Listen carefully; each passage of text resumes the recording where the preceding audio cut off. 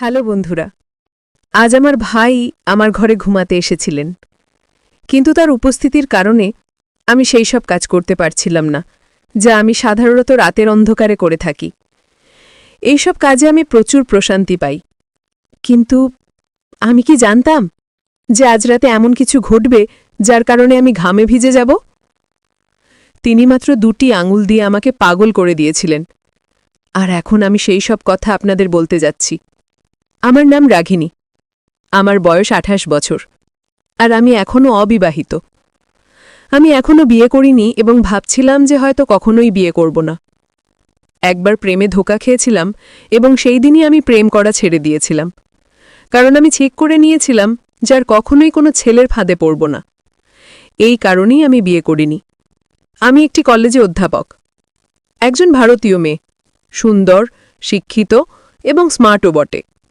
আমার শরীর আর মনে আধুনিকতার ছোঁয়া লেগেছে, কিন্তু গত রাতে আমার ভাইয়ের সাথে যা ঘটেছে তারপর থেকে অনেক কিছু বদলে গেছে, আর আমার চিন্তাভাবনা বদলে গেছে। এখন আমার মনে হচ্ছে যদি কোনো ভালো ছেলে পাওয়া যায় তাহলে বিয়ে করে ফেলা উচিত। গত রাতের কথা বলি। আমার ভাই, যার বয়স 42 বছর, তিনি সেনাবাহিনীতে কাজ করেন, আর আমার ভাবির মৃত্যু হয়েছে সম্প্রতি একটি বাস দুর্ঘটনায়। রাতের বেলা আমরা খাবার খেয়ে কিছুক্ষণ টিভি দেখছিলাম। তারপর আমি আর ভাই ছাদে হাঁটতে গেলাম। ভাই গ্রাউন্ড ফ্লোরে ঘুমান আর আমি ফার্স্ট ফ্লোরে। আমার পাশের ঘরে আমার ছোট ভাই ঘুমায়। রাত প্রায় 1টার দিকে আমরা দুজনেই নিচে নেমে এলাম। তখন ভাই আমার ঘরে এসে বললেন, কবিতা, এখনো ঘুম আসছে না? চলো গল্প করি। আমরা দুজন বিছানায় শুয়ে গল্প করতে লাগলাম। মাঝে মাঝে ভাই তার মোবাইলে গেম খেলছিলেন, আর আমি আমার মোবাইলে লোকেদের স্ট্যাটাস দেখছিলাম। এমন সময় জোরে বৃষ্টি শুরু হয়ে গেল, আর হালকা ঠান্ডা বাতাসও বইতে লাগল, যা আমরা দুজনেই খুব পছন্দ করি। দেরাদুনের হাওয়া তো এমনিতেই খুব ভালো। কিছুক্ষণ পর ভাই ঘুমাতে শুরু করলেন। আমি বললাম, ভাই, আপনি আপনার ঘরে যান, আপনার ঘুম পাচ্ছে। ভাই নাখুশ হয়ে বললেন, কবিতা, আমাকে বিরক্ত করো না প্লিজ। এ কথা বলে তিনি চোখ বন্ধ করে 2 মিনিটের মধ্যে গভীর ঘুমে চলে গেলেন। আমি উঠে বাথরুমে গিয়ে আমার জামাকাপড় বদলে নিলাম, কারণ আটোসার জামাই আমার ঘুম আসে না। তারপর আমি ফিরে এসে বিছানায় শুয়ে গল্প পড়তে লাগলাম। এই দিনগুলোতে আমি অনেক ভালো গল্প পড়তে পারছি। আমার ভাই ঘুমিয়ে পড়েছিলেন, আর আমি সেই সব কাজ করতে পারছিলাম না যা আমি সাধারণত রাতের অন্ধকারে একা ঘুমানোর সময় করে থাকি। কিন্তু আজ ভাইয়ের কারণে আমি বেশি কিছু করতে পারছিলাম না, তাই মোবাইল রেখে ঘুমানোর চেষ্টা করলাম। কিন্তু গল্পের চিন্তা আমার মাথায় ঘুরপাক খাচ্ছিল, আর ঘুম আমার থেকে দূরে সরে যাচ্ছিল। রাত গভীর হতে লাগল, আর আমার মনে এক অদ্ভুত অস্থিরতা বাসা বাঁধতে লাগল। ঘুম তো ছিলই না, আর মাথায় সেই গল্পই চলছিল যা আমি ঘুমানোর আগে পড়েছিলাম। সেই গল্পটি আমার ভেতরে এক অদ্ভুত আলোড়ন তুলে দিয়েছিল, আর আমি নিজেকে শান্ত করতে পারছিলাম না। ভাই পাশেই ঘুমাচ্ছিলেন, আর তার নাক ডাকার শব্দ আমাকে আরও বেশি বিভ্রান্ত করে তুলেছিল। যদি তিনি সেখানে না থাকতেন তাহলে হয়তো আমি নিজেকে সেই গল্পের অংশ বানিয়ে নিতাম, আর সেই সব কাজ করতাম যা আমাকে রাতের অন্ধকারে একা করতে ভালো লাগে। কিন্তু আজকের রাতটা ছিল একটু আলাদা। আমি আমার নিজের চিন্তায় ডুবে গিয়েছিলাম। এমন সময় হঠাৎ ভাই পাশ ফিরলেন আর সোজা হয়ে বসলেন। আমার চোখ অজান্তেই সেই দিকে চলে গেল, আর আমি যা দেখলাম তাতে আমার পাত তলায় মাটি সরে গেল। ভাই খুব পাতলা ধুতি পরেছিলেন, আর তার কারণে এমন কিছু দেখা যাচ্ছিল যা দেখে আমার লজ্জা করে গেল। আমার অবস্থা আরও জটিল হয়ে গেল।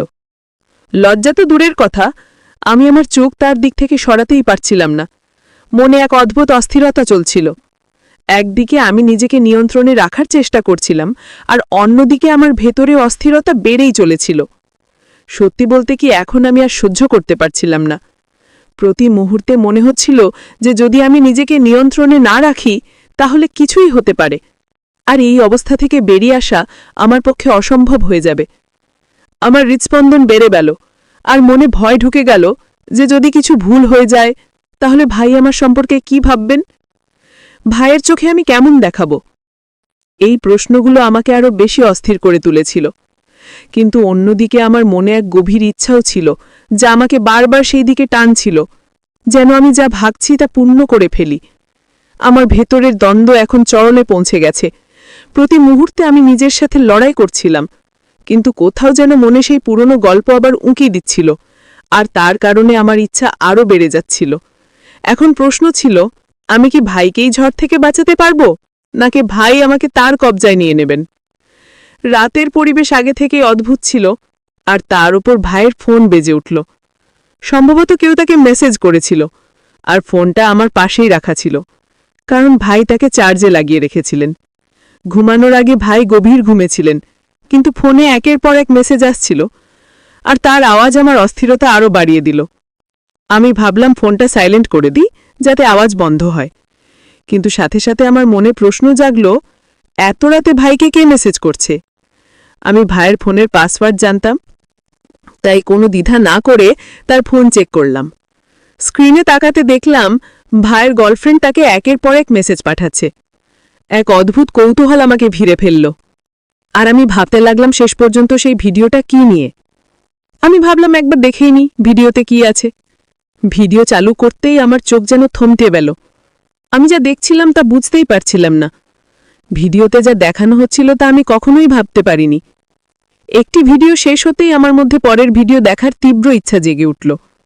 আমি পরের ভিডিওতে ক্লিক করলাম, আর মুহূর্তের মধ্যে সব ভিডিও দেখে ফেললাম। প্রতিটি ভিডিও আমার অবস্থাকে আরও খারাপ করে দিল। আমি বুঝতে পারছিলাম না আমি এসব কেন দেখছি, এটা আমার এত ভালো কেন লাগছে। তবু আমি থামতে পারছিলাম না। আমার হাত কাঁপছিল, কিন্তু চোখ স্ক্রিন থেকে সরাতে পারছিলাম না।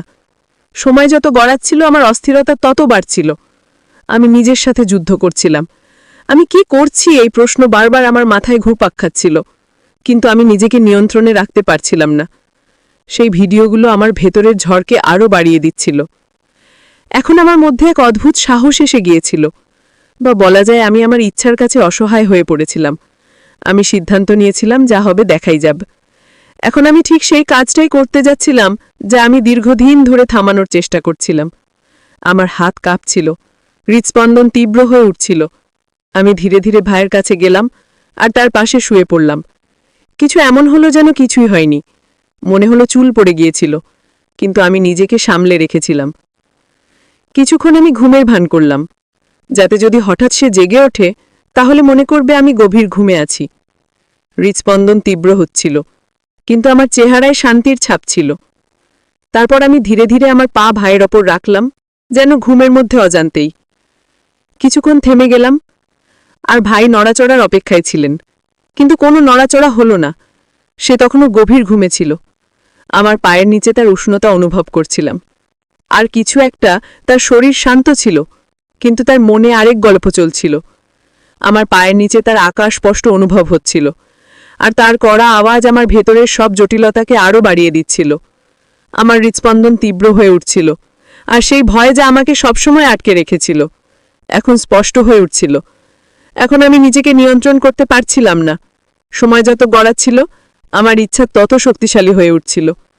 আমি জানতাম যদি এখন নিজেকে নিয়ন্ত্রণ না করি তাহলে এমন কিছু ঘটবে যা থেকে ফিরে আসা সম্ভব হবে না। কিন্তু কিছুক্ষণের মধ্যে আমার মন যেন যুদ্ধ করছিল, আর আমি ধীরে ধীরে আমার হৃদয়ের কাছে হেরে যাচ্ছিলাম। আমি আবার আমার পা হালকা করে সরিয়ে নিলাম, এটা বোঝার জন্য যে তার ঘুম কত গভীর। কিন্তু কোনো নড়াচড়া হলো না। এখন আমার মন ঠান্ডা হচ্ছিল, আর শুধু একটা কথাই মনে ঘুরপাক খাচ্ছিল। রাত আর নিস্তব্ধতা আমার ভেতরে এক ঝড় তুলে দিয়েছিল। প্রতি মুহূর্তে আমার সাহস বাড়ছিল। আমি যে পদক্ষেপ নিয়েছিলাম এখন তা থেকে পিছিয়ে আসা সম্ভব ছিল না। কিন্তু তখন আমি জানতাম না যে সে ঘুমায়নি। আসলে সে গভীর ঘুমেছিল না, বরং শুরু থেকেই ঘুমের ভান করছিল। আমার প্রতিটি পদক্ষেপ সে আগে থেকেই জানত। আমি যা অনিচ্ছাকৃতভাবে করেছিলাম তা ভাই ইচ্ছাকৃতভাবে দেখেছিলেন। সম্ভবত আমাকে শাস্তি দেবার জন্যই ভাই চুপচাপ শুয়েছিলেন। আমি একেবারেই জানতাম না যে তার চোখ বন্ধ থাকলেও তার মস্তিষ্ক পুরোপুরি জাগ্রত ছিল। আমার হৃদ টানাপোড়েন চলছিল, কিন্তু ভাইয়ের কোনো প্রতিক্রিয়া না দেখে আমি আরও উত্তেজিত হয়ে উঠলাম। ঠিক সেই মুহূর্তে যখন আমি আরও কিছু করতে যাচ্ছিলাম, তিনি হঠাৎ চোখ খুললেন। আমার হৃৎস্পন্দন যেন থমকে গেল। চোখ খোলা মাত্রই আমি তড়িঘড়ি চোখ বন্ধ করে ঘুমের ভান করলাম, কিন্তু আমার মুখে আতঙ্ক আর অস্থিরতা স্পষ্ট ফুটে উঠছিল। আমি বুঝতে পারছিলাম নিজেকে এক ভয়ঙ্কর ফাঁদে ফেলেছি, কিন্তু যা হতে যাচ্ছিল তার জন্য আমি মোটেও প্রস্তুত ছিলাম না। তখনই ভাই আমাকে এই অবস্থায় দেখে ফেললেন। কিছু বলার আগেই তিনি কোনো লজ্জা বা দ্বিধা ছাড়াই এগিয়ে এলেন। এরপর যা ঘটল তা আমার জন্য এক গভীর আঘাতের চেয়ে কম নয়। ওই 4 ঘন্টায় যা ঘটেছিল তার সম্পূর্ণ সত্যতা আমি আপনাদের পরের পর্বে বলবো। যদি জানতে চান কি ঘটেছিল তাহলে আমার চ্যানেল সাবস্ক্রাইব করতে ভুলবেন না, যাতে এই রোমাঞ্চকর রহস্যময় গল্পের পরবর্তী অংশ আপনি উপভোগ করতে পারেন। সবাইকে ধন্যবাদ।